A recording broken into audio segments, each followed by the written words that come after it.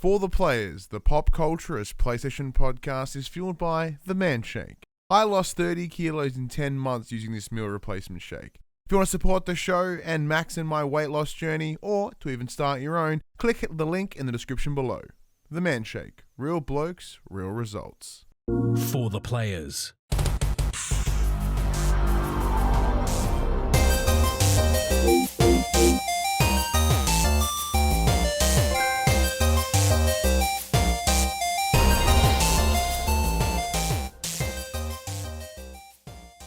I'm Ryan Betson. I'm Max Cooper. And this is For the Players, the pop culturist PlayStation podcast. Over 40 years of playing PlayStation and 8+ years in this games media. Goodbye. I'd like to thank you for joining us in this PlayStation conversation. This PlayStation conversation happens every Monday morning at 8 a.m. on podcast services, including Apple Podcasts and Spotify, at 9 a.m. on those YouTubes. If you'd like to take part in future conversations with us, come and check out our socials. Facebook, Discord, Instagram, and Twitter. All of those links can be found in the description below. If you want to join us as the conversation happens, head over to twitch.tv/thepopculturist, where you can watch us record this show live, where you can jump in the chat and you can be part of the show and see behind the kimono, apparently. If you want to support the show, you can. Tell your friends, tell your family about this PlayStation pod. If you are listening to us on podcast services, be sure to give us a 5-star rating and a written review. If you are on the YouTube, be sure to like, subscribe, and comment below. I endeavor to answer every single comment. If you want to support us financially, you can at patreon.com/thepopculturist, as well as our merchandise store, popculturist.com/shop, where you can buy shirts and other assorted shit with our logos on it. Now, this is take 2, Max. Yeah, I've got this weird sensation. It's almost like we're in some sort of loop, which is something we're talking about later.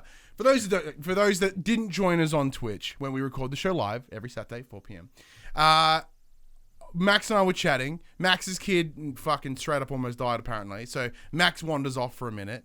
I look down. My PlayStation goes from on to off, but not into standby, as in just straight fucking shutdown. And I'm like, oh no. So the second I see that, my brain connects the time that I had a broken PlayStation. I got super paranoid for a second, and that became my focus for a minute. And shit. So like, we had this lovely discussion about how Max and I, for the first time in like 10 weeks, finally got together in person. We saw each other. We had some chicken and waffles, and it was awesome. And then we're all sleepy. That's everything you've missed. That was it. You didn't really miss a lot. That was it. That was the whole conversation. No. Yeah, and there's people in the chat's been very confused by why I suddenly just went focused on my PS5 not working. They're like, do you use it in the show? I'm like, no, I don't use it in the show, but I use it for the show. So if it shits itself, I'm a little fucked, aren't I? And like I've already been out a PlayStation 5 right now, so I don't want that to happen again. And that's true. As Paul James in the chat says, everyone in the chat is here to protect the loop. You did protect the loop. You allowed it to happen. But the convenience is that to break the loop, they're all in one spot, so we can just get rid of them all at once. Very easy. Damn. That's a good point. But also, they're all in the chat. They're all there. Yeah. Anyway, Max, how have you been this week? Yeah, no, fun. I'm going to have to do the whole thing again, aren't I? Yep. Yeah, it's been a pretty good week. Yeah. Works fine. Home life is great. Deja vu, all that fun stuff. No, it's been a good week. Okay, I'm in a similar space. As I said, the week's been the week. Here is a repeat. The show's not scripted in any means, but we have beats that we hit. So, as I was saying, in the first time we did this, my week has been intense, mostly because shitty past Ryan was like, you don't have to worry about your school assignments. You can do them later. So I just ignored them. And then fucking push comes to shove, due date rocks up, and Ryan goes, oh no. And that's what I've been doing this week. I've been catching up on assignments that were due fucking Wednesday. It's now Saturday, and I've done almost all of them. There's 2 big ones. There's a reason the due date was so far out, because there were 2 fucking huge projects in it. I'm like, oh, I regret all of this. Yeah. What happens now that they're late? Oh, see, this is the other thing, right?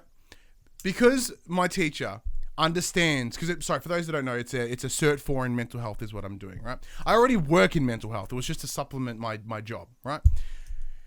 My teacher goes, hey, can you just get in by the end of the week? I'm like, you shouldn't have fucking done that.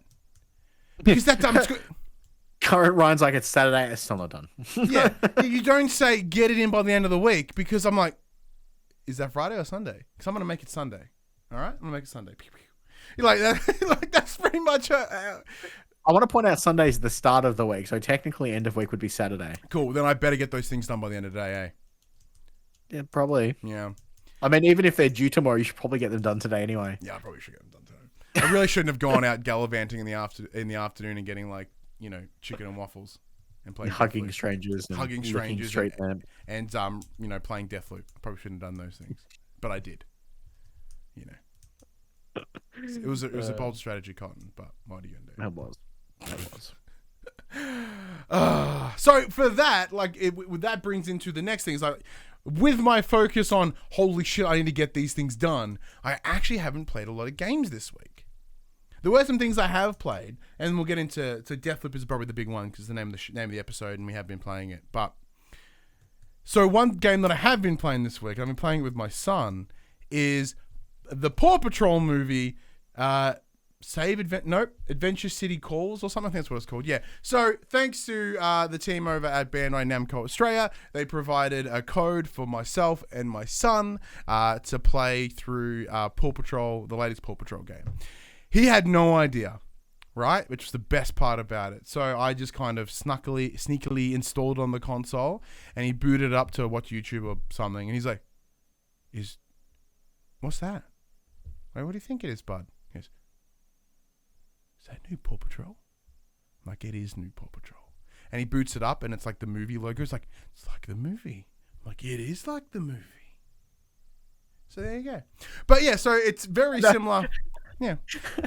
No, it is. So it's very similar to the previous Paw Patrol games, which we have also talked about on this show, which is Paw Patrol On a Roll, and the other one, Paw Patrol something, the second one.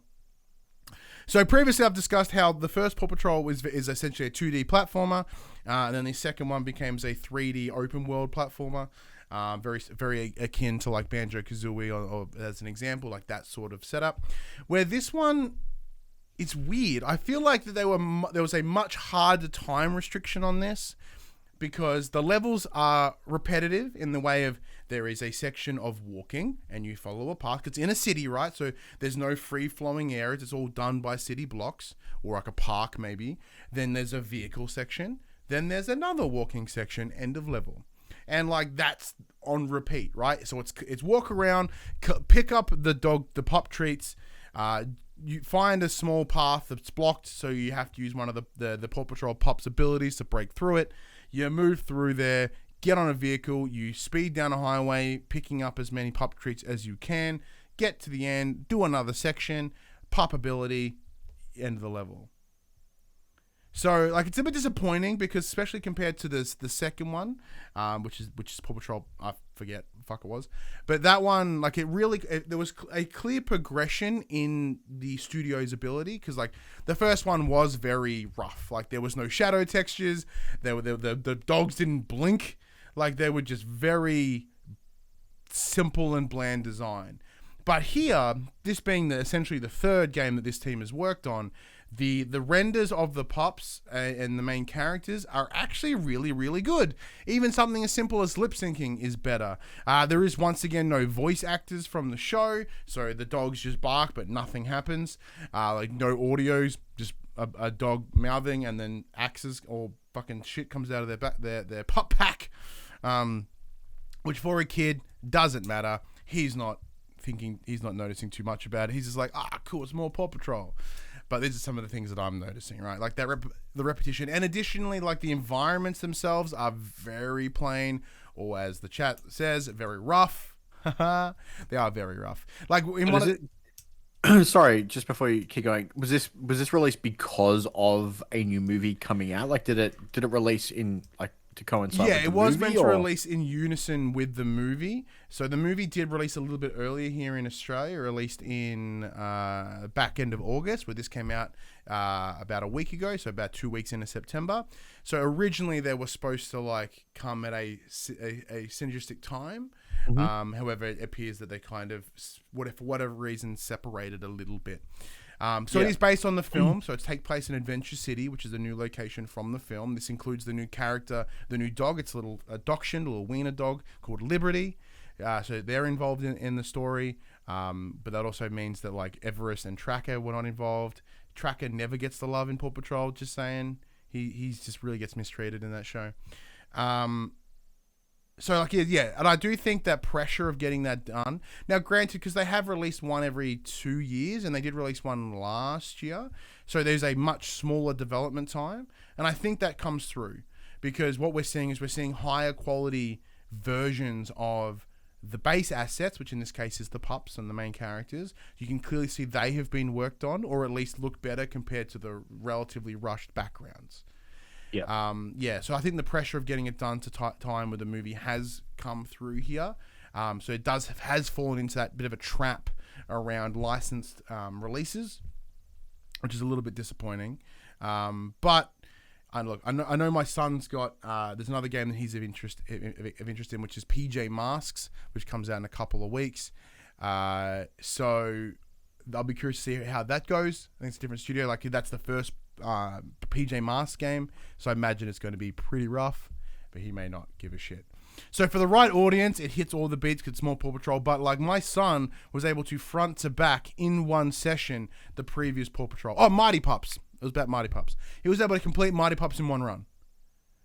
Like he and I platinumed that thing, and I didn't really do a whole lot. I kind of just picked up the last couple of collectibles that he kind of missed as he was wandering around.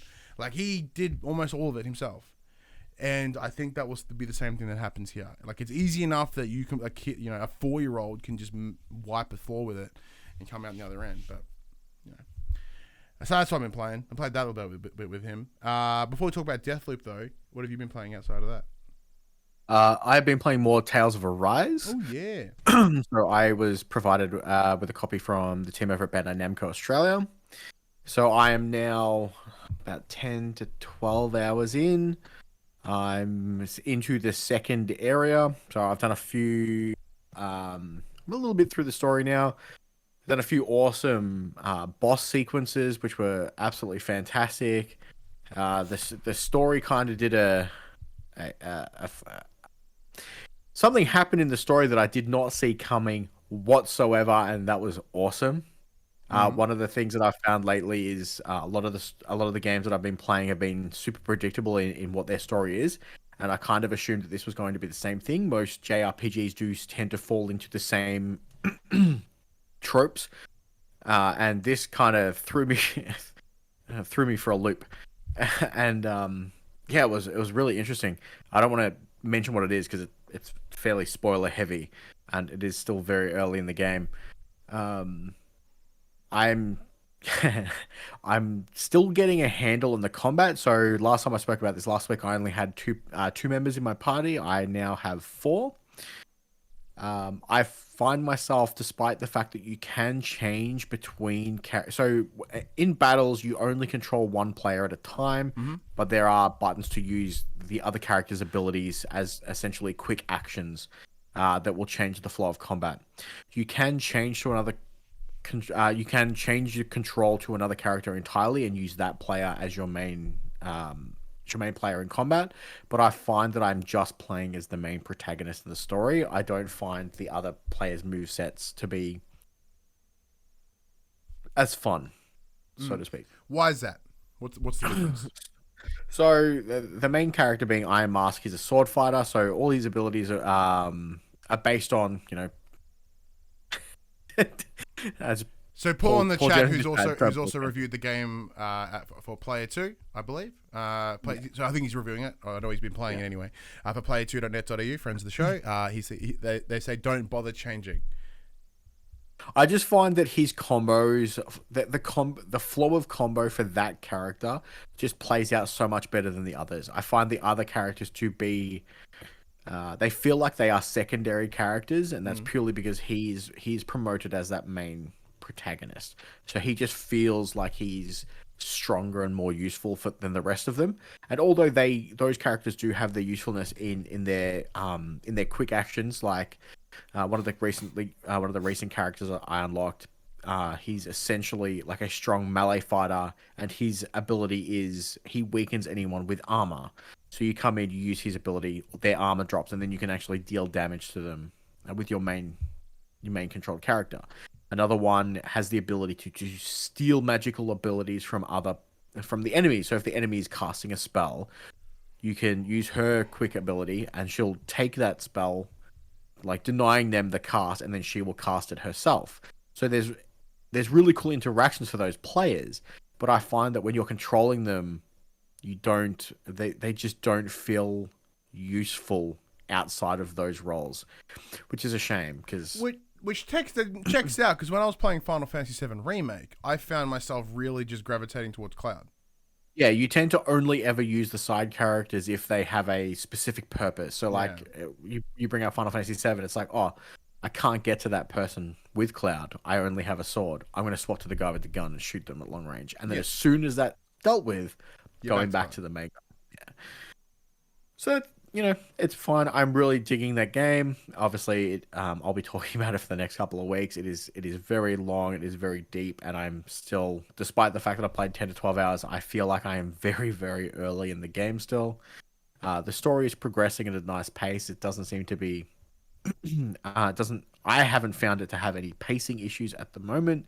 The story is interesting enough that it's pushing me forwards.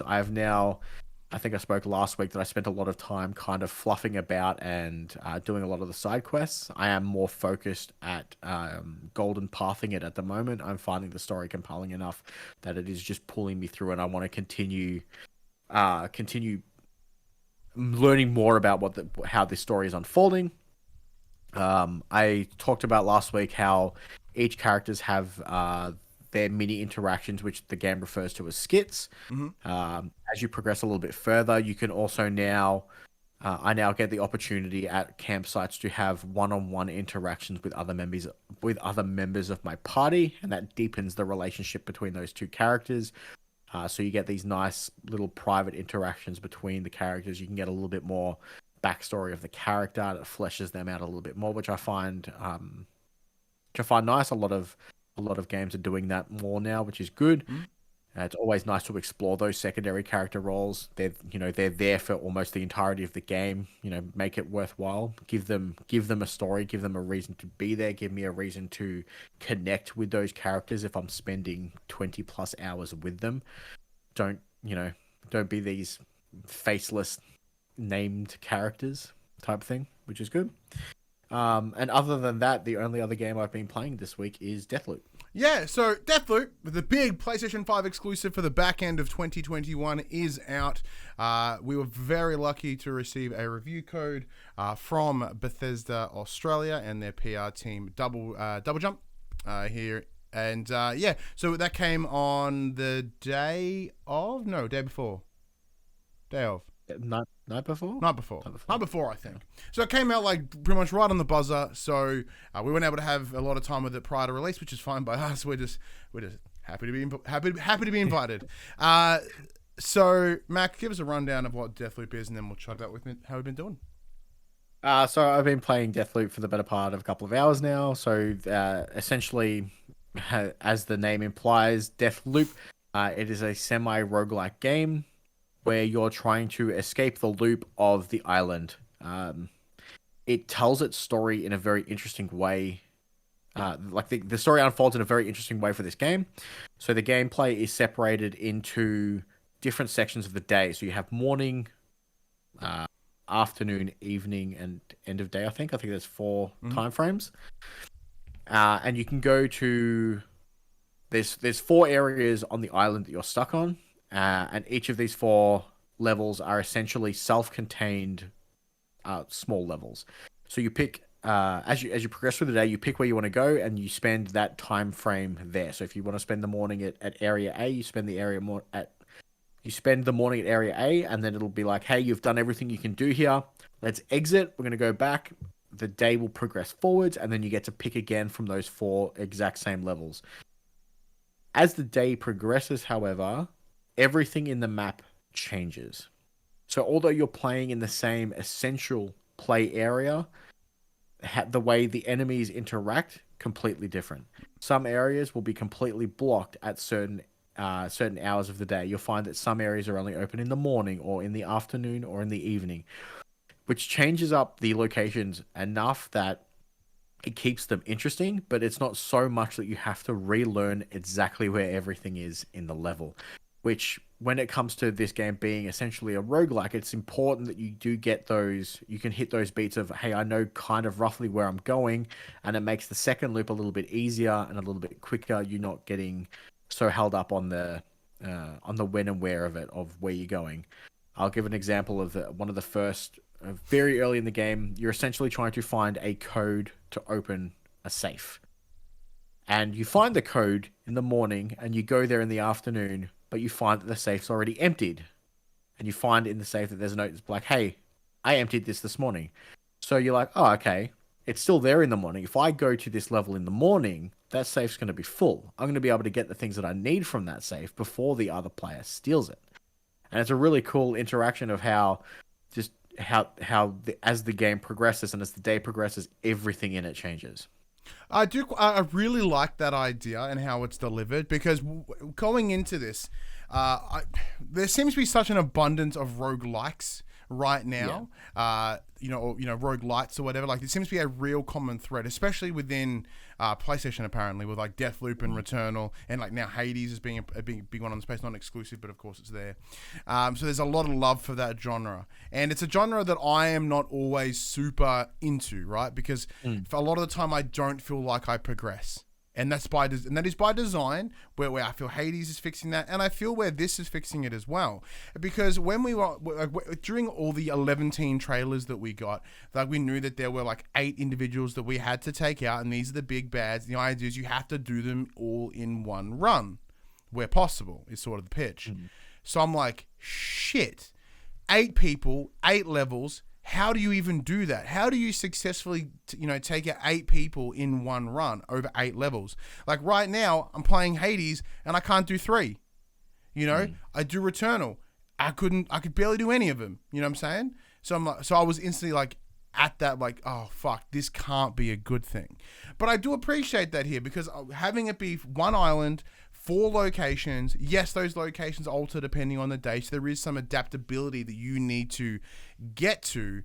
However, it's so contained in a nice way that I don't feel that I'm being shafted, right? Because unlike Hades, unlike Returnal, where the environment changes every time, like there's a lot of RNG, where here these are the locations. The framework is the same.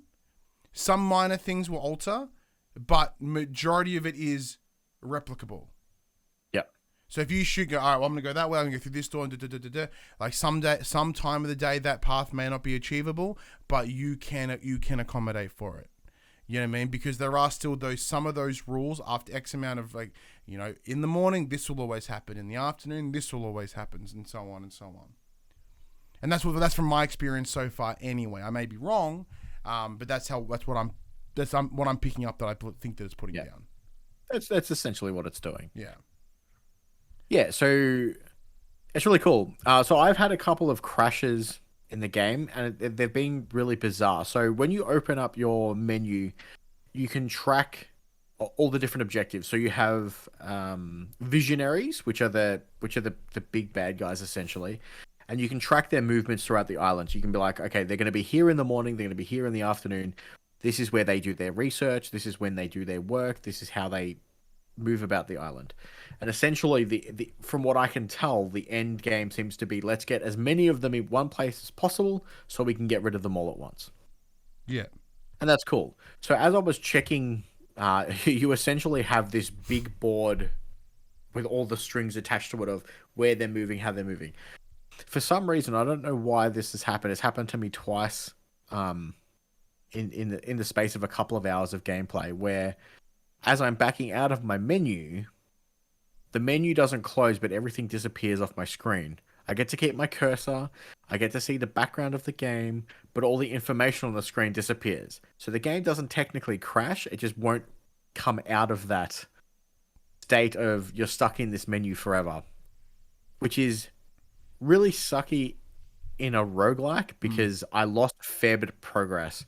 So how the roguelike system in this game works is, as you play through, the first day is essentially a tutorial day where it teaches you the mechanics of the game, which is awesome. And then you learn that you can save things for your next run.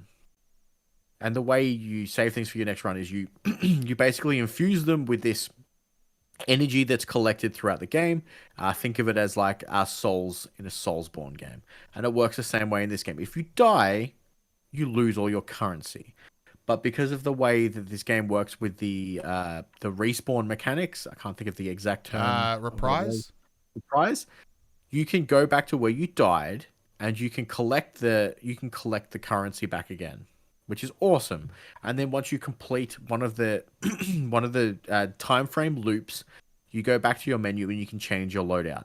During your loadout, you can spend that currency to infuse an item, which allows you to keep it through the loops. So you can use this on weapons, weapon trinkets, slabs. Slabs are the special abilities that you get from the visionaries, and minor personal charms. So they're like, you can double jump, you can hack things at a greater distance, you're take less damage, stealthy, take less damage, you can regain health, all that fun stuff. And basically, standard buffs and debuffs, yeah, standard buffs and debuffs. So what happened was, I did a loop. I managed to take out 2 visionaries at once. I got 2 powers, and then my game froze, and I lost everything. It was kind of disheartening. And then I redid that level straight away and got it all back. I ended up losing about 40 minutes of gameplay time. It wasn't horrible. It was very easy to get back. But the way it worked, it was interesting. So the second visionary in my level, this game also has a similar multiplayer component similar to that of Dark Souls, where you invade another player's game and you play as a visionary. So I actually killed an invader, and that invader had a random power, so I got to keep that power as well. So that was really cool. The powers are very fun and interesting. I've gravitated towards, I have 4 of them at the moment, so each visionary has their own, but I have half of them. I only ever use 2. There's one that's basically a mind link. So you throw it out and it links the minds of all the enemies in the area. And anything that happens to one happens to all. So if there's 5 enemies in the group, you shoot one of them, they all die. Nice. Really great for clearing out big groups of enemies. The other one I find that I'm using a lot is one that appeared in a lot of the trailers, is the shift, the short teleport jump, essentially, is what it is. If you kill the visionaries over and over again, you get upgrades for those slabs. So those powers have extra perks. So now my teleporting one allows me to, if I activate it in midair, I hover in midair so I can select where I want to go without dropping before I get the teleport off, which is really helpful because in this game there are, in certain levels, you can't swim and there's holes that will just kill you. So having that safety of I know I'm going to float if I activate this is a lifesaver on many different levels. But each of the visionaries feel different. They will attack and defend themselves in very unique ways. And I'm having a blast with how this game is just unfolding. The fact that it is just 4 self-contained levels, and I just get to explore them over and over and over again to learn different bits of information about all these visionaries to try and essentially get them all into one location is absolutely fantastic. Interesting. Yeah, because look, I'm very early days. I'm noticeably less earlier than I'm noticeably early in the game than yourself. So I'm having a different run with it. Like there are some things for me, with this being an Arkane or Arkane Lyon in this case, an Arkane game, there is a lot of Prey influence. There is a lot of Dishonored influence. Like that. What they work on is the backbone. It's the DNA of what is working here in Deathloop. Oh yeah. And I'm actually enjoying this better than say Dishonored for a number of reasons. One, it's got like the gun aesthetic of Prey, which I loved. I really quite enjoyed Prey. Never finished it, but it was just kind of got to a point where I'm like, yeah, it's enough of that. But with Dishonored, I felt the one of the biggest problems that the game had was that it almost punished you for going stealthy. There's all these powers and everything. The game's kind of telling you to be stealthy, but if you did, it just made the game almost infinitely harder. Right? Because I found it more punishing to go stealthy. Where something as simple in this game as when you shoot someone, they just fucking disappear. it makes life a little bit easier. So you're not worried then about how to yeet your body somewhere. So like if you take someone out and they're in a pathway, someone can walk down that pathway then behind them, and then you're not instantly alerted. Because previously I felt that, you know, I could have been hiding really well, but if someone saw something, they're like, he's over there, and they would just go straight for me. Like that almost instantaneous break of stealth. And so like there was all these string of powers that I felt I could never, in the way that I play, I'm probably just a bad player, that I would never utilize because of their stealth focus, and the game I felt was pushing me towards more action. Where here, like I've been able to avoid entire encounters, and then sort of stay at a distance, sort of play like a puppet string sort of part on it and make things go where I want them to go.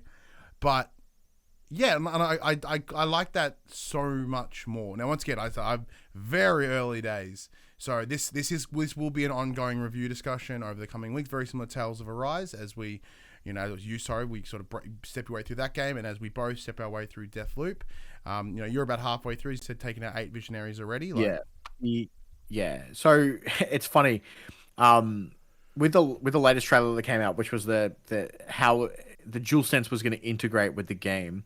I've found that some of the applications of the DualSense controller has completely dictated the way I play this game.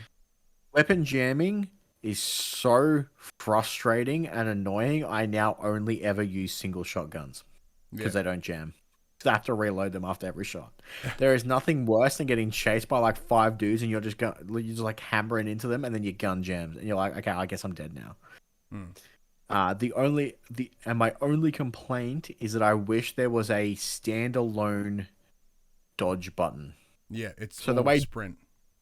The way dodging works is it's L3, which is your sprint button. So when you're walking forward and you hit L3, you sprint forward. But if you go left, right, or backwards, it does a quick dodge. And sometimes that input is very hard to do and isn't. Yeah, because if you've got the thumbstick cranked to the left or the right, like it's kind of it's a push down button. But you've got I super wish there was just a button that I could use to dash essentially. But that's me. That's my own thing. I am getting over it. I am. At the start of each level, when I first play the game, I'll stand at the very start and dash from side to side and be like, okay, this is how I'm getting it. So this is a strafe. I could get that strafe back. Like train my thumb back into doing it. But other than that, I'm finding the game absolutely exceptional. The gunplay is awesome. You made the bold claim to me today over chicken and waffles. You were like, this may be my game of the year. This is very quickly becoming my game of the year. In gameplay, in story delivery, I personally think that this is fantastically delivered. You're getting very short story beats every single time you do a level. Every time you do a level, you feel like you're accomplishing something, even if it's just, hey, I now know where this guy's going to be. He's not here now, but I now know where he's going to be. You're getting something out of each run, and it's not so punishing when you die that it's disheartening to lose everything. Spot on. Well, we'll have more to say over the coming weeks for Deathloop as Max spends more time with it, as I spend more time with it. And once again, thank you to Bethesda Australia for providing us the review code. Max, before we jump into the main meat and potatoes of the show, we'll do a section we call our Get Less Fat Update. So, for those who don't know, over this pandemic, I have lost over 35 kilos using a product called the Man Shake. It is a meal replacement shake that I am an ambassador for. And Max has also joined on the journey as well, losing the better part of 15 kilos this year alone. So, together, we have this section of the show where we sort of keep ourselves honest, keep ourselves accountable for our weight loss journeys. Now, Max, how's your week? I may have put on everything that I lost this week and lunch. Yeah, it's very possible. We went a little crazy. The week's been all right. Back on the shakes, doing all that fun stuff. You managed to, as you alluded to last week, the Man Shake Challenge is coming up. So I've been, I was lucky enough to be accepted into that. So I'm getting myself ready. I'm actually... I'm going to weigh myself at the start, and I'm not going to weigh myself again until the end of that month. Oof. And I want to see how much I can do just in that month. Nice. So so I'm in a similar space. My week has been a standard week, nothing too crazy. But yeah, we did have a big cheat meal this afternoon for lunch about midday. So I've not eaten anything else today, knowing full well that I was going to have a big lunch, and so in order to keep my calorie intake at a particular bracket, so that's not too bad. But yes, as you mentioned, the man challenge is coming up. So if you spend over $99, I believe it is, dollars on the Manshake store, you get a code to it. So if you essentially just buy a month's supply worth, which you probably would anyway, you get yourself a free entry into the challenge. It is a 30-day, so essentially meal plan and fitness plan app thing where you, for 10 minutes a day, every day, you do a small workout. There are supplementary workouts if you like. So if you do the 10-minute one and you want to focus on arms or core or whatever, you can throw a couple of extra ones in there. They're all designed to be done at home with no equipment in the easiest way possible. So it's kind of perfect right now in the pandemic that we have. Last year, I was unable to take place in the challenge as I blew out my shoulder during it. That's when I got attacked by a bird and I hip and shouldered some concrete. And blew apart my shoulder. That story is never gonna not be funny. No, it's still funny. Where I blew apart my shoulder and like the joint was all jacked up, so I couldn't do anything. That really put a spanner in the works. But yeah, it's a great thing to do it, and it's all about like keeping accountable, keeping your like what you eat for the day, or additionally like what your steps are and stuff like that. And yeah, it's a great little thing. So I'm very keen to give it a go this way, and having it doing with yourself as well, I think might add a little bit of fun to this little challenge. Be like, well, I hit all my targets this week. Did you? I'm like, yeah, and I did extra. Did you really? No, not really. But anyway, if you want to support us on our weight loss journey, or maybe even start your own, there is a link in the description below. It is bit.ly/FTP Manshake. I could make it the popcultures.com/Manshake, but I don't know how to do that. Hey, Joel, can you help me out? And I don't know how to track it that way either. So there's that way. So you click at that link, it'll take you to the Manshake page. You don't even have to buy anything. Just by clicking the link, you show the support for us, support for the show. And if you are inclined to grab something on there, you can.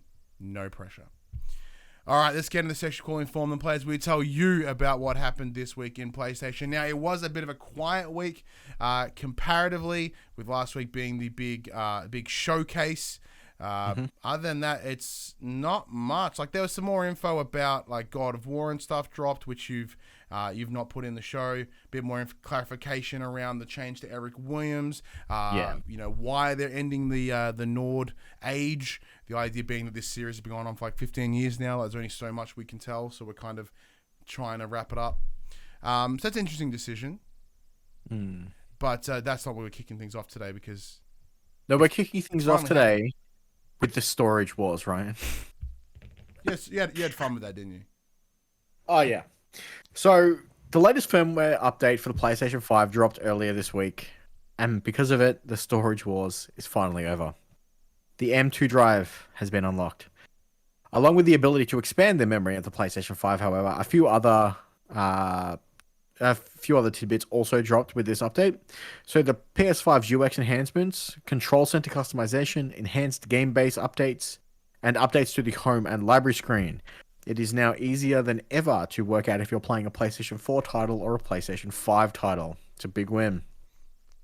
They also updated the trophy tracking system, and they now are correctly listed vertically, not horizontally. That's great. Trophies look fantastic. So it's a big old list. There's the picture, there's the name of it, the rarity, a description of what it is. It's kind of fantastic. So for those that are really hardcore trophy collectors, which is not you or I, but like friends of the show who really love that shit, like this is good news for them. For me, it just makes my life easier, because if I just want to read it and be like, oh, cool, there's no piss farting around, it just works now. Be able to track them is even better again. It's really allows you to focus on if you're trying to get that platinum run, there's a couple little ones you need left over, and rather than ducking in and out to check it, you can keep an eye on it right then and there. It's fantastic. And then lastly, they also added the 3D audio for your TV or monitor. Yeah. It's no longer just for headphones. Which is dope. For those that, I've been using my SteelSeries Arctis 7 P's. They're designed for the PlayStation, so they work out well. I'm really enjoying them, by the way. Really good headphones. But yeah, I don't play through my TV all that often. I don't know about you. No, I never ever play without headphones on. Yeah. Ever. Whatever. No, I don't. If I'm not, headphones on always. Well, yeah, and because you're in group chats most of the time anyway. Yeah. That's right. But look, so other than that, it is very simple. Like you can, like yesterday, as mentioned, the control center can be customized. And this is the thing, Max. When we first got the PS5, I remember bitching about that control center and be like, I won't be able to change it. Now that I can, I go, I don't think I'll change it. Pretty fine. Yeah, I don't think I need to change it. I've adapted enough. I don't think I'll change it. If anything, to retrain that muscle memory now, I'm probably not going to change it. I suck it in, man. I got Stockholm syndrome. Like, I secretly love this.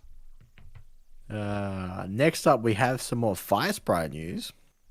So, hot off their recent acquisition, Firesprite Games, the English studio, has been advertising open positions on 2 different projects. A, quote, game-changing huge multiplayer shooter, and an, quote, ambitious dark narrative blockbuster adventure. In a LinkedIn post made on Thursday, the developer advertised a development director position to help with, quote, all aspects of planning and delivery on a dark narrative adventure with genre-defining goals. The team has also been sharing open positions on the website for a while now, but this is the first time it has mentioned the project since the Sony buyout. The post even mentions being, quote, a PlayStation studio. Firesprite Games is also hiring for its coding, animation, art, narrative, production, and game design departments. And Firesprite is already Sony's biggest UK first-party studio. So something we talked about last week, where these guys, they have more than, what was it, Media Molecule and someone else combined, like just jacked full of people right there, which is great. Now, I think they've got about 400 staff total already, and they're hiring more for more roles. What's nuts is a game-changing, which is an expression that I can't fucking stand, personally, because it's the most cliche bullshit ever. But the important part here is huge multiplayer shooter. What PlayStation have been missing. It's the one thing that they need. They need a shooter, and they also need a multiplayer shooter. So now that Firesprite is a first party, is this their answer, Max? Is this the first, the first next generation or in recent history multiplayer first party studio fucking shooting game? Probably, possibly. I mean, they're obviously hiring for it, so it makes sense. I don't know if I agree with you in they need it. I don't know if Sony need a first person shooter game or a multiplayer shooter. They've obviously, there's a lot of third parties that do that. A lot of them work with Sony. A lot of them have deals with Sony. Do we really need? I don't know if Sony need that per se. It's I would imagine that now it is a very difficult market to get into. Generally you're either playing Call of Duty or you're playing Battlefield. Not a lot of, I don't know if they're going to be able to, unless it's crazy good, I don't know if they're going to break ground into, swaying people to go that way. I would agree with you in a number of ways there. I do think that you are spot on, like in terms of that market is very locked in, right? People go with where they want to go, whether it be Call of Duty or Battlefield less commonly now, but certainly heading into whatever the next one is, 2042. Yeah. And then of course there's like your likes of your Apex and even Call of Duty with Warzone as well. Like they're touching base in a couple of different ways in other sort of not just shooters but also multiplayer battle royale-esque shooters, which are all the rage. But however, Sony needs it, right? In the same way that like Xbox really need some of PlayStation's incredibly narrative-driven games. It's the same thing here. Like they have the Halo. PlayStation have always missed the mark in terms of a first-person shooter. They have had the likes of SOCOM back in the day, Resistance, Killzone, but like in recent history, they haven't really had that, right? And then they can certainly make something new that can fit that space, because as Shane in the chat suggests, I think Splitgate proves that there's room for new shooters to find success in this crowded market. And he's spot on, because Splitgate have come in and shown that people are hungry for something new, but they need something new to be new. I mean that in terms of, hey, here is a game, it's a Call of Duty clone. It is, so why don't us play Call of Duty? But you know, like that's kind of the hurdle people have had so far. Where if you can create a new first person, if you can create a new multiplayer shooter that hit beats that others don't, like the idea of essentially combining Halo and Portal, like that is like their influences are very clear, not a bad thing. You know, we are the sum of our influences, and what we create is reflective of those influences. But it's a circumstance of, you know, by bringing that in, you can build something cool. Like you can throw it all together, have a new creation, and that's the thing. Yeah. Or in this case, we're going to have to rely on them bringing IP out of the dead, whether in this case is Resistance or Killzone or SOCOM or MAG, as Paul James says in the chat as well. And I think that's the thing. So right now, one of the other big ones is Siege, right? Siege kind of doesn't have a competitor in a number of ways, where last I heard, there was the rumor mill of Guerrilla working on a SOCOM game in the vein of Rainbow Six Siege. So much so, I think one of the writers, one of the heads of Siege, has jumped over to Guerrilla, so that he may be getting involved in that space. Obviously, with Killzone being a property over there, that was the rumor mill. But then SOCOM was also in that space as well. Who knows? I presume Firesprite working on something new, something different. Because if they've just come on board, I don't like they would be in very early pre-production. So I don't think they'd be hiring right now, you know. Like there's not, they're not going to be like, all right, so Sony's like, you're making SOCOM, start hiring people. It's like, oh, okay. You know what I mean? I don't see that happening. So presumably there's something in the works. And it's possibly why they were picked up. Yeah. Because an ambitious, dark narrative blockbuster adventure game doesn't sound out of the path of what PlayStation already do. But that multiplayer shooter is. Because if you look at Firesprite, aside from the handful of things that they have done, there's really nothing that they are offering. Like the Persistence was a VR game, so maybe something VR related. The other being the, you know, Playroom. Yeah, cool. So they're cool experiences that do involve PlayStation IP or VR or whatever, but it's not like a big, to me, those things aren't selling points, right? Yeah. So look, it is a step in the right direction, I think, and it is solely what they need. Now, I want to preface this bit of news, Max. This next. I was going to. Yeah, go. You can do it. I think I know where you're going with it. Yeah. So I want to preface this news. So. Like a year and a half ago, maybe even 2 years ago, our friends over at the Explosion Network and their PlayStation podcast, Platinum Explosion, they, what I believe, broke a story. And no one's picked up on it, and no one's really paid attention to it. It is kind of happening in this weird, quiet space, right? And that is that there is a team in Adelaide hired by PlayStation specifically and Sony as well, and they are building what is believed to be some sort of like a server farm, right? The explanation at the time was PlayStation Now. They need to create a local server base in order to reflect that. Saying that though, there's more news that broke this week, sort of adding to that information. Now, I just wanted to make sure to give the credit where the credit was due, that, you know, the Dylan and the team over there are the ones that broke that news, and I think it's cool. Or at least broke the speculative news. You beat me to the punch. It was exactly how I was going to start this. As Dylan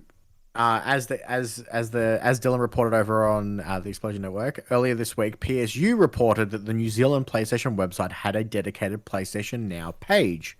True Trophies corroborated this with an image of the advertisement spotted for PlayStation Now on the New Zealand store page.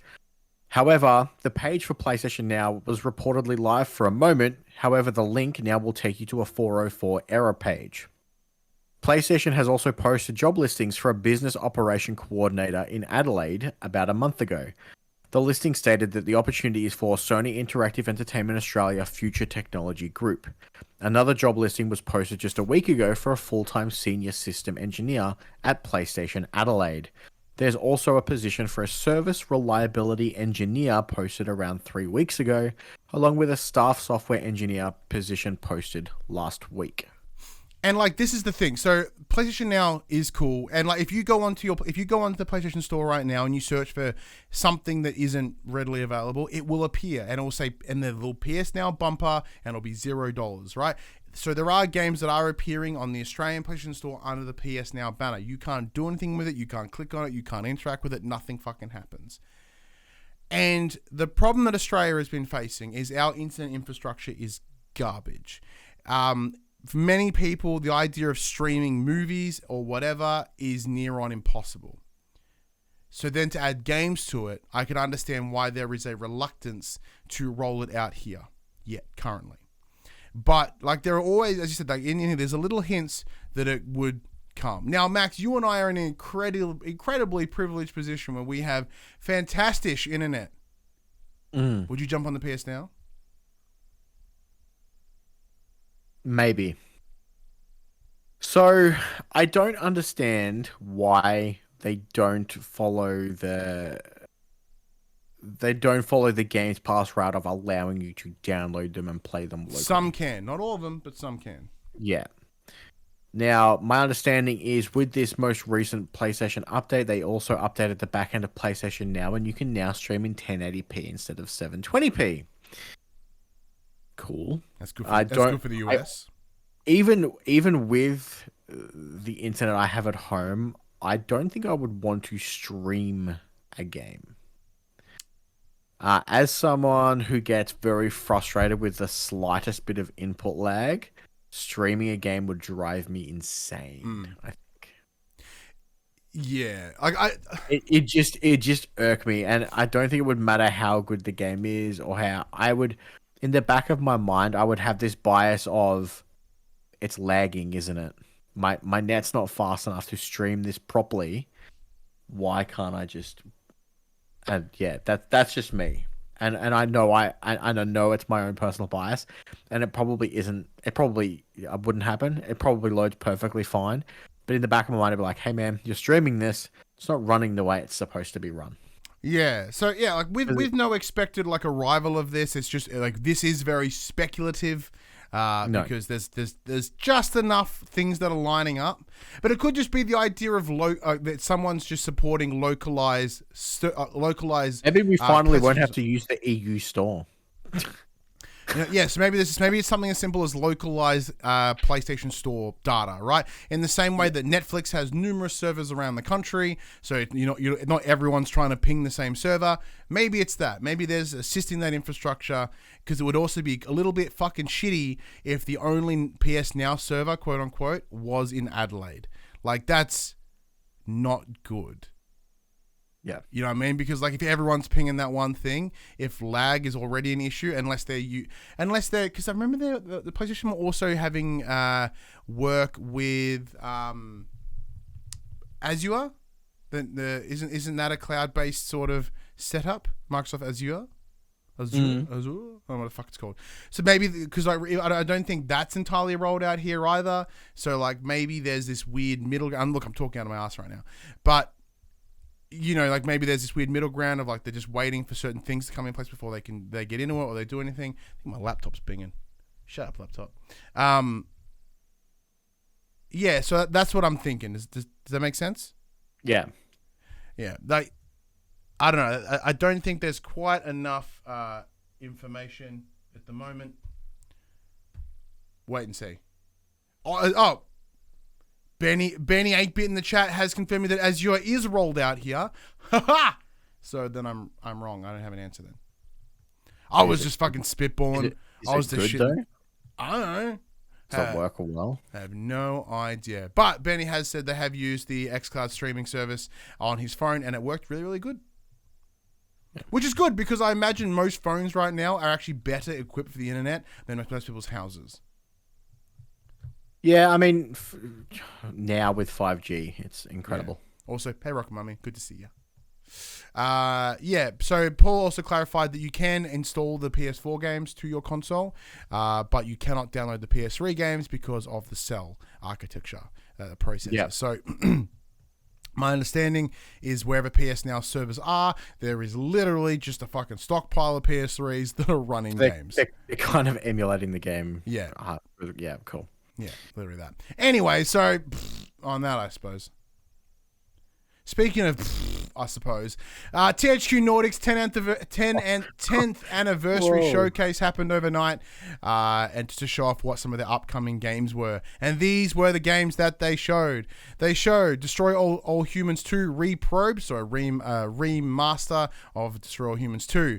Outcast 2, Jagged Alliance 3, Expeditions Rome, MX vs ATV Legends, Superpower 3, LX 2, and the brand new SpongeBob SquarePants The Cosmic Shake. And not all of those are coming to PlayStation. I think the vast majority are. Some of them are PC only, I believe. Yeah, it checks out. And some of them are super old. Some of them are really old IPs that are getting a brand new look in. Any of these, none of these two. I don't think I've played any of these. Obviously, a lot of these are sequels. I don't think I've played any of them. No, like I hadn't played the first Destroy All Humans. I did not play the remake either. Just didn't tickle my interest, and I don't think the second one will. I did play the remake of SpongeBob SquarePants Rehydrated. My son loved the shit out of it, so I'll very likely have to play SpongeBob SquarePants The Cosmic Shake. Because he says like he doesn't want to play it anyway. No, like I got pretty burnt out from that because he wanted to play it and only wanted to play one area, and I was like, if I have to hear this noise ever again, I'm going to strangle myself. But yeah, so it's different. It's new. The game looked like the Rehydrated, like the Battle for Bikini Bottom looked really, really good. And I hope I think it'll look even better again here, with this being a complete brand newie. But look. Honest answer is, like as I said, like it's just THQ. I mean, that's the problem when you have like over 100 and something different IPs. You've got so much choice. You're like, where do I go? Yeah, and additionally as well, like this is not a fault of theirs. I think this is where Koch Media, the Embracer Group, the THQ Nordic, they encapsulate that AA bracket, right? So in terms of your games, your independents, your AA's, and your AAA's, your big fuck off games, right? They swim, they live within the AA space. And if you're someone that isn't interested in those AA games, even though they have 90 something studios and they have X amount of games in progress, if they don't interest you, they don't interest you. Yeah. Because I think most people either love the big shit or the little shit. Well, I say that only because trends have gone that way. As the middle started falling away, people were forced to either one or the other. As that middle space fills up, I think that'll be good, and it will allow for expectations to alter and to recorrect, and then people will realize that not every game will be a AAA blockbuster. But some games may be in the middle and allow for that more creativity. And because we remember when we were growing up, I think we spent more time playing those AA shithole games than we ever did the big ones. Definitely. And it'd be cool to have that back again. Saying full well that I'm like, none of these excite me. But if I see more about them as time comes, I may change my tone. Yeah. And Ryan, back end of the year is getting pretty quiet all of a sudden. So if these are coming out soon. What doesn't excite me are the delays that were announced this week. Dying Light 2, Stay Human. Set to release on the 7th of December this year, Techland have delayed the title to the 4th of February 2022 because February isn't already busy enough. February is fucked. Citing the need for more time to optimize and polish the game, the main point of the statement issued on Twitter reads, quote, "The team is steadily progressing with the production and the game is nearing the finish line. The game is complete and we are currently playtesting it. It is by far the biggest and most ambitious project we've ever done. Unfortunately, we've realized for us to bring the game up to the level we envision, we need more time to polish and to optimize it. This is the title's second delay after it was indefinitely delayed back in January of 2020. I'm fine with the delay. Yeah. I'm not okay with it being in February. Yeah. It's a weird space. My February is so stacked right now that, it's rough. Look, I imagine this is going to have to be some sort of unforeseen reason, and and the reason I say that is so I heard very early this year, maybe back end of last year, about it wanting to come out in December of this year. That's what I heard from a place. I'm not gonna say where, but that's what I heard. I heard that like they were aiming to hit December, and then sure enough, when they dropped that December date X amount of months ago, whatever it was, I was like, oh, cool. So that checks out. Everything lines up. So the only reason that they would adjust the date is if they really had to. Yeah. And my fear is when you're rolling off the back of a game that's delayed indefinitely, which is a much scarier thing. But I guess that when that was announced during the early days of this pandemic, and like they clearly had no idea how they were going to work and operate and survive under this current setup. So they was like, well, let's just play it safe and just take as long as it needs. Yeah. Maybe they need a little bit longer. Maybe something just picked up. That's all right. You're still excited for it. I'm still stoked for it. February is all kinds of fucked.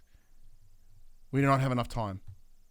The second title that was delayed this week is Battlefield 2042. Set to release October 22nd, the team have released a statement stating that they want to give their team extra time to get the title out due to the difficulties of working from home. The new release date is November 19th, so it's only been pushed a month. However, that is 2 weeks after Call of Duty Vanguard releases and 2 weeks prior to Halo Infinite's launch. Right in the middle. Right in the middle. Which is cool. Of essentially their two biggest competitors. Well, much better to that time they're all crammed in that 1 week was Call of Duty, Battlefield, and Titanfall. Yep.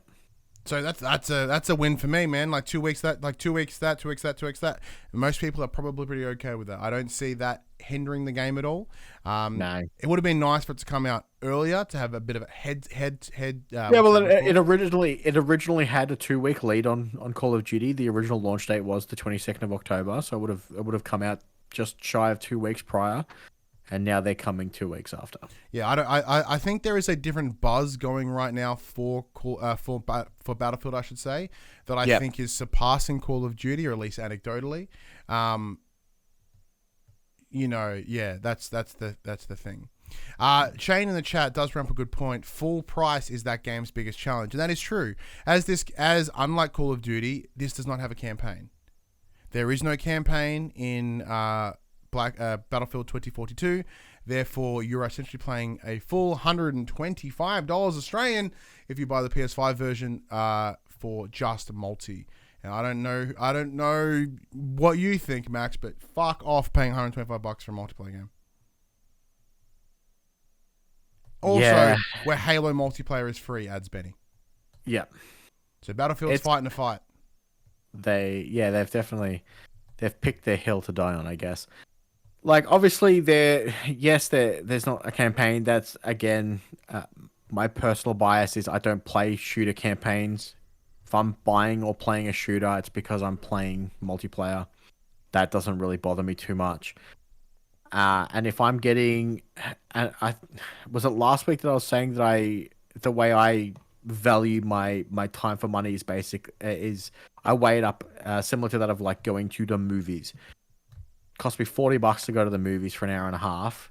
If I play Call of Duty, if I play Battlefield for 4 hours or 5 hours, I've essentially got my money's worth.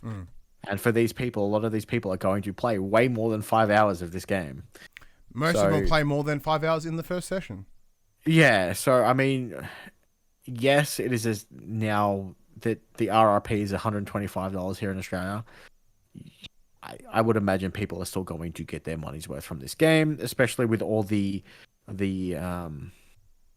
do they refer to it as? Is it the Forge? I think that's Halo's thing, but their game mode creator, where you can create custom game modes and game lobbies. I'm assuming a lot of people will have. The Battlefield Portal or something. Yeah, Portal. That's it. Thank you. I had Forge stuck in my head after I saw Halo. I'm just like. So people are going to make. I think people will still get their money's worth, and I think the people who are going to buy Battlefield are going to buy Battlefield anyway. It's the same thing of like if Call of Duty jacks up their price. They're still playing. I believe they're still playing that slightly cheaper version of you can upgrade it for X amount of dollary dues. I could be wrong, but yeah, I mean you're definitely getting more out of the PlayStation 5 version of Battlefield. My understanding is it's 128 player lobbies on PS5, but it's only 64 on PlayStation 4, or if you're playing in cross-play lobbies. So you're definitely getting extra. I would imagine you will get your money's worth, but $125 is a steep amount, and obviously you and I are in a privileged situation where a lot of the times we do not have to make that choice. But for the average consumer, $125 in the middle of a pandemic does suck. Fucking sucks. We're a privilege, and it fucking sucks. All right, this is a big one. This is tinfoil hat speculative time. A bunch of leaks have come out of NVIDIA. So in short, someone called Igor July found a way to open up the back end for GeForce's Now database and took a sneaky look inside. So NVIDIA have come out and they have clarified that the data itself is real. However, some of the information within it, there are no guarantee that these games actually exist. Some might be on there purely for testing purposes, while others might be codenamed or straight up cancelled. So what information do we have? Let's have a look. So these are the unannounced games that have apparently been spotted or referenced to in the back end of GeForce Now. A Chrono Cross remaster, a Final Fantasy Tactics remaster, a Final Fantasy IX remake. I know Padge just got damp. Kingdom Hearts 4, Resident Evil 4 remake, something that was previously rumored. Street Fighter 6, Dragon's Dogma 2, something already previously rumored. Monster Hunter 6, the Grand Theft Auto remasters, which we talked about a couple of weeks ago. Something is BioShock 2022, so it doesn't specify whether that is a sequel or a remake. The Mirror's Edge remaster, an untitled Respawn game, Titanfall 3, Tekken 8, the Talos Principle 2, Crysis 4, the Batman Arkham Knight remaster, XCOM 3, Injustice 3, God's Will Fall, Destroy All Humans 3, Sniper Elite 5, City Skylines 2, Fight for Middle Earth, so possibly a Shadow of Mordor sequel, Mortal Kombat 12, sorry, X's 10, thank you. my brain stopped for a second, went, what? Call of Duty Modern Warfare 3 Remaster, something that was recently debunked by Activision, and the Sony-owned property Helldivers 2. The database also mentions numerous Sony-published titles, potentially suggesting that more of PlayStation's first-party games are heading to PC at some point. These include God of War 2018, Horizon Forbidden West, Gran Turismo 7, Returnal, Demon's Souls, Ratchet & Clank Rift Apart, Sackboy: A Big Adventure, and Ghost of Tsushima. NVIDIA has now responded to these leaks of announced games, suggesting that many are part of the list aren't real, as they're, quote, used for internal tracking and testing, end quote. So courtesy of WCCF Tech, the company statement reads, NVIDIA is aware of an unauthorized published game list with both released and or speculative titles used only for internal tracking and testing. Inclusion on this list is neither confirmation nor an announcement of any game. NVIDIA took immediate action to remove access to the list, and no confidential game builds or personal information were exposed. Now, Max, this is kind of a dream list, right? It does seem too good to be true. Yeah.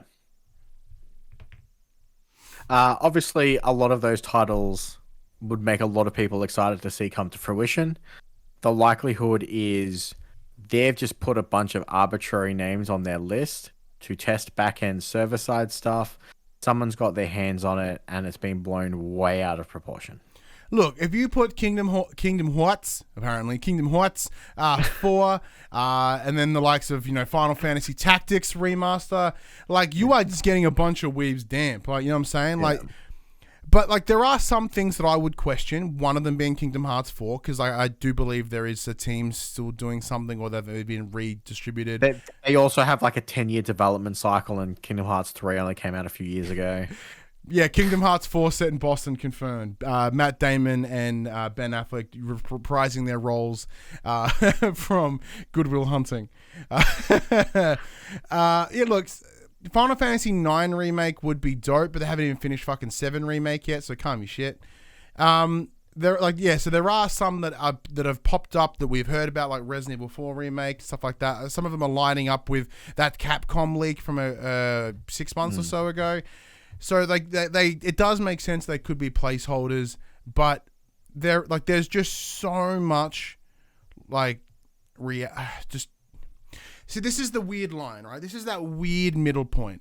When we've had leaks, normally they're like, none of this is real. And some of it might be real. However, NVIDIA has said that this is fucking real. Yeah, like the data they've said the data is real. So somewhere at some point, at some time, there has been a list for these games. Potentially no builds, whatever. Yeah, I just want to point out, if I have a list that says this game is coming out, that list is real. Yes, but the list is real. You're a random fucking dude on the internet. You ain't NVIDIA. What I would like to know is what else was on that list that's not being shown. Yeah. Is it all just codename stuff? Is it stuff that is out and readily available? They've obviously cherry picked the titles of big things that would obviously make people click and want to know what it is and get people excited. But again, like NVIDIA did state that yes, this list is real. This backend does exist. All those titles exist on our list. It doesn't necessarily mean anything's going to come of that. Yeah, look, I have a feeling that mostly it's a bunch of dudes working on the back end being like, well, we need to make a list of games. Let's just fucking have fun with it. Yeah. And that is the most likely answer. The most likely answer is, well, we had to create a most of the games on this list were more reliable than your bloody draft pick this year. Shut your face. Shut your face, but you are correct. But like I said, they're technically, their statement's true. The list exists, but these games don't. In my opinion, no, it's not happening. Yeah, it's not. No, I look at this and like, yeah, the cynic. Even if they did, I don't think they're going to be on NVIDIA's streaming service. Yeah, the cynic in me looks at this and go, ew, like I don't see this being legit. But like, part of me goes, but what if it is? But what if it is? And I'm like, that's true, but what if it is? Because that's a lot. There are so many big fucking hitters here that like everyone should be collectively wiping their front area with a towel, because it's just so much big game stuff here. But yeah, as I said, I think it's just someone throwing shit at a wall, having fun with it. And like Untitled, Titanfall 3, everyone's like, and like shits themselves a little bit. Mirror's Edge remaster, I can get motion sickness in other ways, But there's a lot here that's cool. Interesting is Injustice 3, Gods Will Fall. Like, they've given it a full blown name, not just Injustice 3. That's one that made me go, but it's still a whole bunch of bullshit. Next up, we have some GT7 news. So, Gran Turismo 7. It's releasing without ray tracing during gameplay. In an interview with Japanese publication Game Watch, series creator Kazunori Yamauchi confirmed that the fancy reflective technology will be reserved for replays or when you're observing your car in the garage.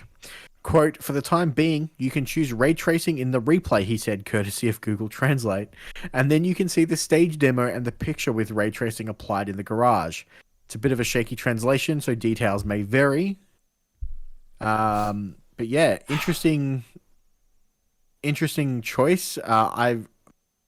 The article also mentions that the game needs to run at 60 frames per second. Ray tracing doesn't really take much of effect in such at high speeds of that of a racing simulation game, but I can see them wanting to make sure that the game is at a solid 60 frames per second, and if that means we turn ray tracing off, then that's what it is. it's a weird, like, look, it's this weird middle ground, right? Like, we'll get Here you there. go. Just before you get started, Shane in the chat puts in it's the same thing for Forza Horizon 5. Ray tracing only in the Forza Vista mode. Kind of disappointing for both. I do understand that from like they're like, oh, you know, right as the way the technology's right now, then they cannot meet that. Like, see, but once again, my limited understanding of actual development looks at this and go, these games aren't that intense. Yes, they're graphically demanding and you need them to run at a really good, like they need to be optimized like motherfuckers, right? But it's not like if there can be games like Control, which is shit rips off walls, there's so much more dynamics to that game than a racing game. I could be oversimplifying it. 100% I'm oversimplifying it. What is it over there? What is it that they can't replicate? Now, don't get me wrong, like, the times you want the ray tracing is in those screenshots, is in those replays where the game looks exceptional. That's what you want. Because when you're playing, you're just focusing on what's in front of you. But it is part of it, right? I think Puck puts it eloquently in the chat. Why lag your gameplay down with ray tracing when you can do it during replay when you can masturbate to how good it looks? It's very true. It's very true. Like, if I am going to pull it for a car picture, I do want it to have ray tracing, so it does check out. But yeah, look, is this a circumstance of in time this will fix it? Like, because you know, big part of the selling point of what these consoles should be capable of doing is ray tracing. And yes, technically there's a loophole here. So many loops today. That they are delivering it just not as you expect. Like in the same way that Spider-Man or Spoods, you know, and Ratchet and Clank, they've been able to deliver 60 frames, whatever, you know. Afterwards, like they've found ways to work around it. They've found ways to make it fit. Do you think that down the line they will be able to release a patch or find ways to trick it? I hope so. Yeah. And I would imagine so. Yeah. And do you think that this is as a result of a transitional window where these games, you know, as we now know with GT7 at least, it is currently releasing on PS4 and PS5. So is it likely that the back-end code of these games are unable to support ray tracing effectively? I have no idea. With the fact that I have no idea how game development works, as far as I'm concerned, like, is it just, do I just push the button that says ray tracing and then everything looks pretty? I believe that is exactly how it works, man. I think that's exactly how it works. So, I mean, my understanding is is it just like an if statement? If on PS4, turn ray tracing off. If like PS5 present, turn and on. It all presents in an Excel spreadsheet. So look, I don't know. I hope that they can get it working, and I hope there is a patch down the line. I think from what we saw, the game is going to look incredible anyway. Yeah.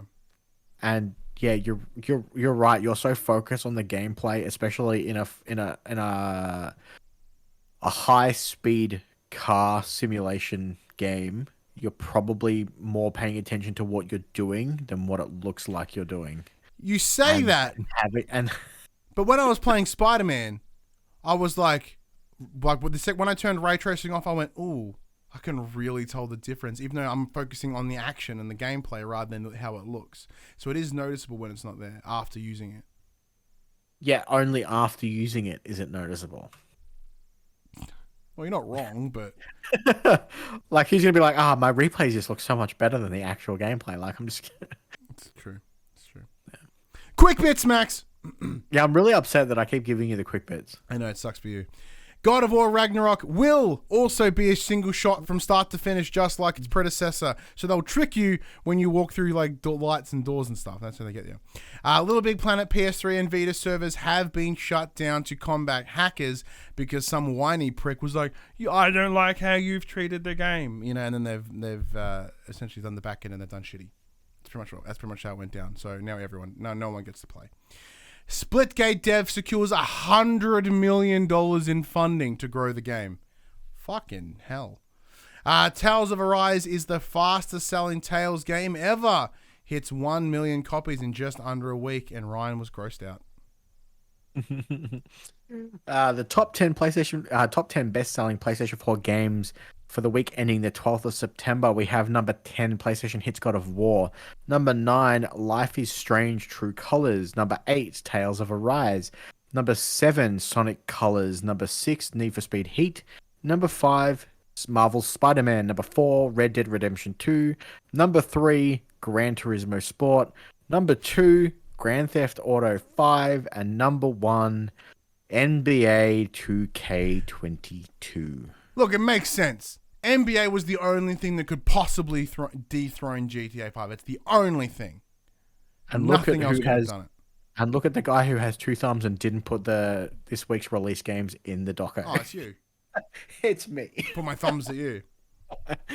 Sorry. Well, while you pull that up, like, look, what I'm really hoping. My bad. Now, look, PlayStation Australia, I know that you're not listening to this. I know, right?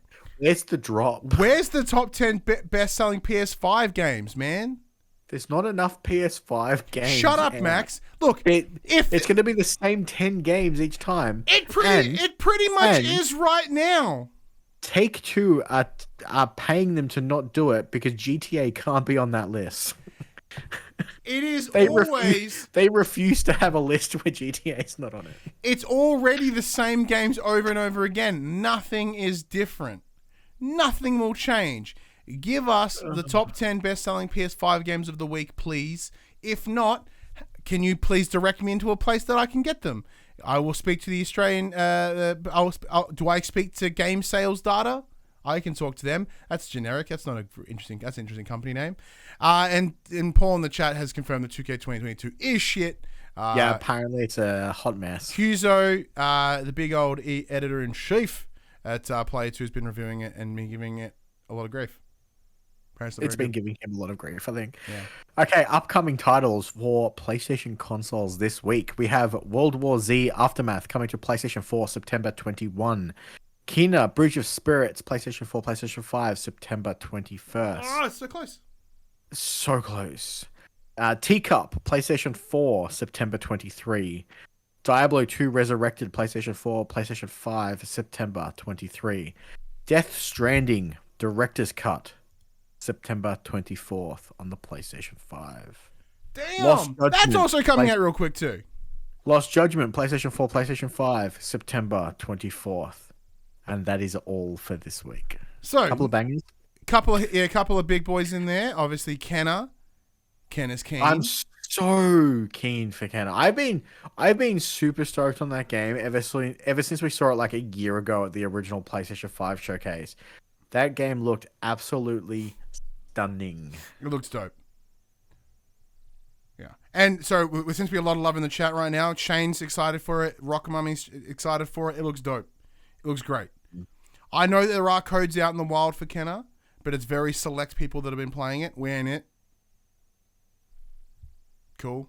I'm just going to buy it anyway. I'm going to play it. It looks dope. Yep, so we're gonna buy it anyway. You know, Death Stranding, Director's Cut's coming out next week as well. You and I are both keen to replay that. I'm so excited to replay that game.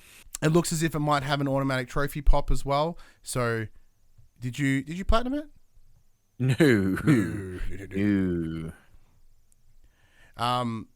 Yeah, so there's that. We're keen to check that out, of course.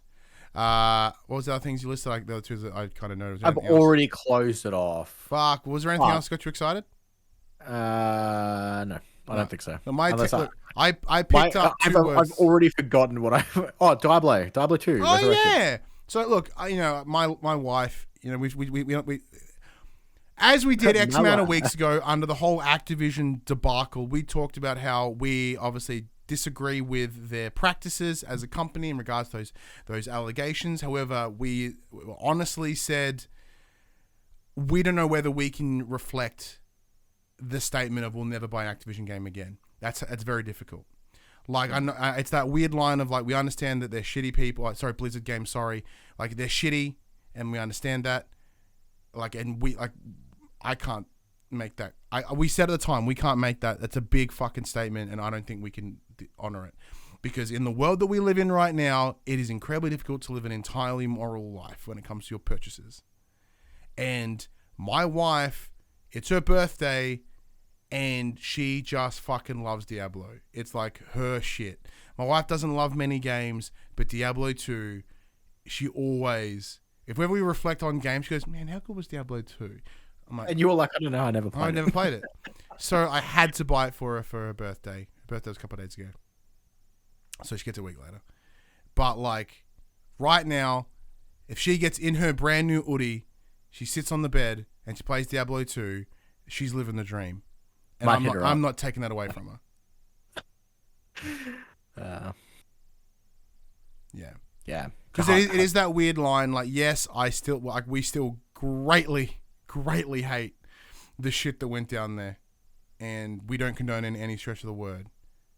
However, we did also discuss, like we said at the time, like we can't make that claim about never playing an Activision or I don't play a lot of Blizzard games anyway. But for me, Diablo 2 was an exception to the rule. I'm not going to play Overwatch 2. I'm not going to play any of that stuff. But Diablo 2 is an exception. Mostly for my wife. That's it. You playing it, Max? Yeah. Diablo 2 was one of my favorite games of all time when it originally came out. It is a hard purchase.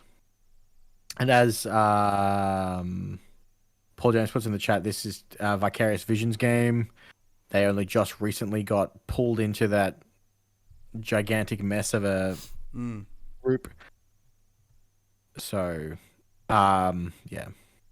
It's a tough one, but it's the and it's that whole argument of like I think we had this discussion about Hogwarts Legacy. Like, it's not the developer's fault that the creator is a piece of garbage. Like, by not purchasing it, you're hurting the developers more than what you're hurting the Once creator. again, it's incredibly difficult to live that like ambiguous, like morally correct, And like, whatever. The same like an example being the amount of people that preach about like how this is bad and this is bad, all from their iPhone, a literal device that's made with near-on slave labor.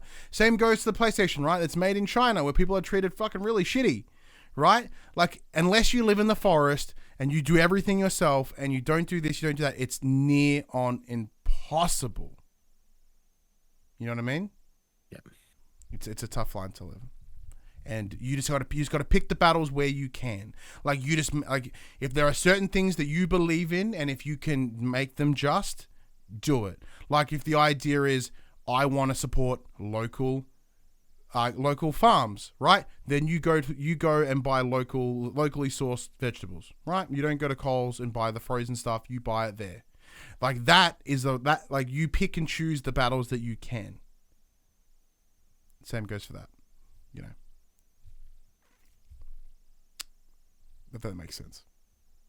Either way, thank you very much for joining us all on for this episode of For the Players, the PopC PlayStation podcast. As I say each and every week, the biggest thing, the most important thing you can share with someone is your time.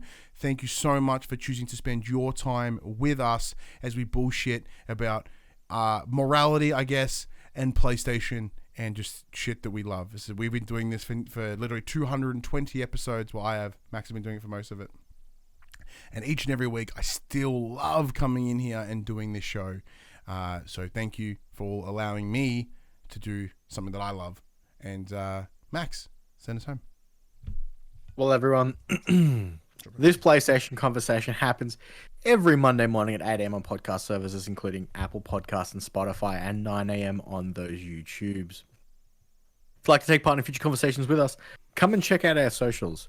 Facebook, Discord, Instagram, and Twitter. All of those links can be found in the description below. If you want to join us as the conversation happens, head over to twitch.tv/thepopcultures, where you can watch us record this show live, where you can jump in the chat and become part of the show. If you want to support the show, you can. Tell your friends, tell your family about this PlayStation pod. If you are on podcast services, be sure to give us a 5-star rating and a written review. If you are on YouTube, be sure to like, subscribe, comment below. I endeavor to answer every single comment. If you want to support us financially, you can at at popcultures.com/shop, where you can buy shirts and other assorted shit with our logos on it. But until next week, I'm Ryan Betson. I'm Max Cooper. And that was For the Players. There's cross progression for Diablo 2, not cross play. Well, there you go. For those in the chat, I think it was Benny and Padge. All right, now we end the show. Now we end the show. Yeah.